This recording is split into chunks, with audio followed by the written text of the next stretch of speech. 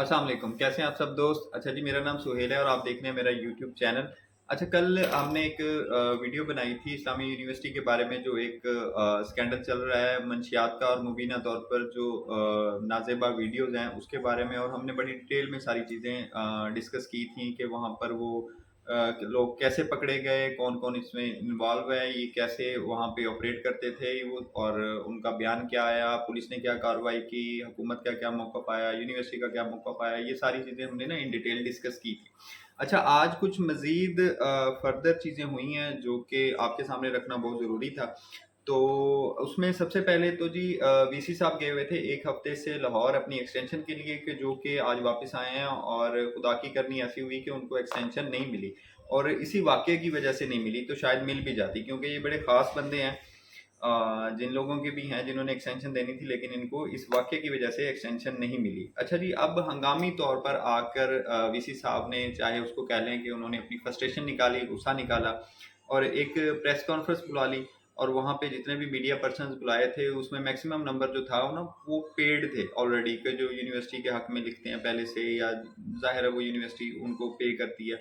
जिस वजह से उनके हक में ही बोला जाता है। तो उन्होंने ना जितने भी सवालात किए वहाँ पर मीडिया पर्सन्स ने, वो इस किस्म के ही किए कि जिनके जवाब देना बहुत आसान था। उन्होंने, किसी ने भी उसमें से एक आध ने कोई सवाल किया था इस बारे में, लेकिन उसका भी कोई तसल्ली बख्श जवाब वीसी साहब दे नहीं पाए। लेकिन वीसी साहब ने क्या किया कि आकर उस प्रेस कॉन्फ्रेंस के अंदर सिरे से ही सब कुछ झुठला दिया। उन्होंने मानने से इनकार कर दिया। उन्होंने ये कहा कि ये जो हम पर एफआईआर दी गई है हमारे लोगों के ऊपर, ये बिल्कुल बेबुनियाद है और झूठी है। और जो आइस और जो ड्रग्स वगैरह वहाँ पर, और जो बाकी अद्वियात, जिनसी अद्वियात बरामद हुई थी, वो सारी पुलिस ने प्लांट की थी हमारे ऊपर। तो ये उन्होंने सारे इल्ज़ामात ही झुठला दिए। अच्छा जी, वो कहते हैं जी पुलिस को कोई हमसे कोई ज़ाती रंजिश है जिस वजह से ये सब कुछ हुआ। एक तो वीसी साहब का ये मौक़िफ़ आ गया। अच्छा, दूसरे नंबर पे आज ही के दिन इन्होंने अपने सोशल मीडिया पेज के ऊपर, जो जामिया का सोशल मीडिया पेज है, उसके ऊपर इन्होंने बयान चलवाया। प्रोफ़ेसर डॉक्टर जावेद इकबाल साहब हैं, जो कि साबका क्यूएमसी के प्रिंसिपल हैं। बड़े वेल नोन पर्सन है, बहुत लोग उनको जानते होंगे, और बहुत लोग उनकी बातें सुनते भी हैं, मोटिवेशनल स्पीकर भी हैं। और उनसे क्या बयान दिलवाया गया, उन्होंने कहा कि ये यूनिवर्सिटी बहुत अच्छी है और इसका ट्रैक रिकॉर्ड बहुत अच्छा है, ये बहुत ज़्यादा तरक्की कर रही है, इसमें साइंस और टेक्नोलॉजी पे बहुत ज़्यादा रिसर्च की जा रही है, स्टूडेंट्स बहुत ज़्यादा यहाँ पर आए पिछले 4 सालों में, कि 13,000 स्टूडेंट्स थे, और अब कोई 65 से 70,000 स्टूडेंट हो चुके हैं। तो ये यूनिवर्सिटी का नाम बहुत बड़ा चल रहा था। अब कोई निजी इदारे हैं, कुछ प्राइवेट कॉलेजेस हैं, जिन्होंने बदनाम इनको करने के लिए ये सारा ड्रामा रचाया, ये साजिश रची पुलिस के साथ मिलकर, उन्होंने ये इल्ज़ाम लगाया। अच्छा, अब तीसरे नंबर पे आ जाएँ कि एक जो वीसी साहब की प्रेस कॉन्फ्रेंस है, उसके अंदर एक सहाफ़ी ने वीसी साहब को लुक़मा देते हुए सवाल किया कि आप उस वफाकी वज़ीर का नाम क्यों नहीं लेते जिसका बेटा इसमें इन्वॉल्व था, और उसने अपने बेटे को बचाने के लिए ये सब कुछ किया।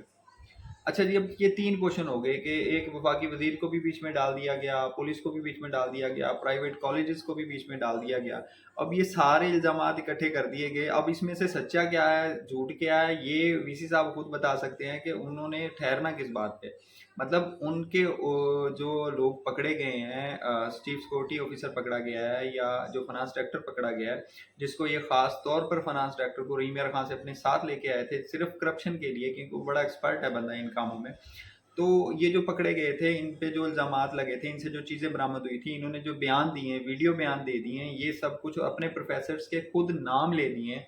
उसके बाद बीच में क्या रह गया था? अब आप बैठ के अपनी जस्टिफिकेशंस दे रहे हैं। अब आप अपने आप को अपनी सफाइयाँ देने लगे हुए हैं। आपको एक्सटेंशन नहीं मिली, आज आपका आखिरी दिन था, बल्कि वो नए वीसी साहब जो आए हैं, उन्होंने मेरा ख्याल चार्ज भी ले लिया। वो परमानेंट है या आर्जी हैं, अभी तो नहीं पता।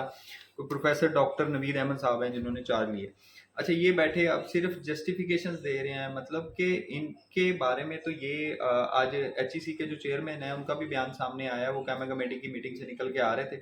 तो उनसे जब सहाफ़ी ने सवाल किया कि सर इसके बारे में आप क्या कहेंगे, तो उन्होंने बड़े सख्त अल्फाज में इसकी मजम्मत भी की, और उन्होंने ये अल्फाज बोले कि मैं भी एक बाप हूँ, और अगर मेरी बेटी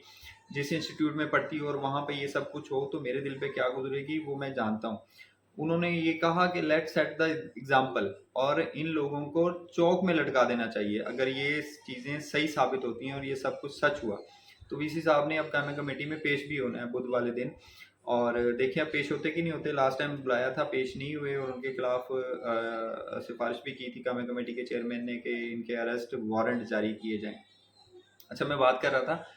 کہ 3 قسم کے انہوں نے موقف پیش کر دیے۔ ایک طرف انہوں نے بات کروا دی کہ جی پرائیویٹ جو کالجز ہیں ان کی وجہ سے یہ سب کچھ ہوا ہے، دوسری طرف کہتے ہیں پولیس کی کوئی ذاتی رنجش تھی، تیسری طرف کہتے ہیں کہ وفاقی وزیر ہے، مجھے نہیں سمجھ آ رہی کہ وہ کون سے وفاقی وزیر ہیں، نام بھی نہیں لیا انہوں نے، اور ان کا بیٹا شامل ہے اس سب میں، اور اپنے بیٹے کو بچانے کے لیے یہ سب کچھ کیا ہے۔ یہ منطق ہمیں سمجھ نہیں آتی کہ اب اگر آپ پر یہ سب کچھ ثابت ہو رہا ہے اور اب آپ بیٹھ کے جسٹیفیکیشن دے رہے ہیں، اور جسٹیفیکیشن اس لیے دے رہے ہیں کہ یہ وی سی صاحب انوالو ہیں اس سب میں، اپنے لوگوں کو بچانے کے لیے یہ سب کچھ جو کہ پریس کانفرنس کی جا رہی ہے یا مختلف لوگوں پر الزام لگائے جا رہے ہیں کہ یہ ان کی وجہ سے ہوا ہے، یہ وی سی صاحب انوالو ہیں اس سب میں، ان کو سب کچھ معلوم تھا، اور اب یہ خود پاک صاف ہو کر نکلنا چاہتے تھے، لیکن انشاءاللہ یہ نہیں نکل پائیں گے۔ ان کے خلاف جو انویسٹیگیشن ہو رہی ہے، جو انکوائری ہو رہی ہے، اس میں ساری فردر آگے چیزیں سامنے آ جائیں گی کہ یونیورسٹی کے 113 اسٹوڈنٹس اور ملازم شامل ہیں اس کے اندر،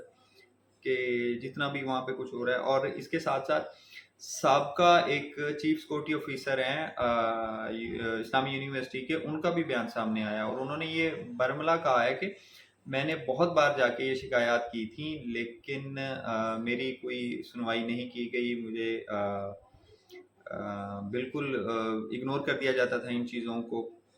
اچھا، معذرت کے ساتھ میں چیف سیکورٹی آفیسر کہہ گیا بیچ میں، لیکن وہ چیف ٹرانسپورٹ آفیسر تھے اسلامی یونیورسٹی کے، جن کا یہ بیان آیا تھا۔ اچھا جی، اب ان چیزوں کو سب کو مد نظر رکھتے ہوئے آگے دیکھا جائے کہ یہ جتنا بھی کچھ ہو رہا ہے، کہ جس طرح بیچ میں اسلامی یونیورسٹی کے اندر کرپشن ہو رہی ہے، کرپشن کس طرح ہو رہی ہے کہ جتنے بھی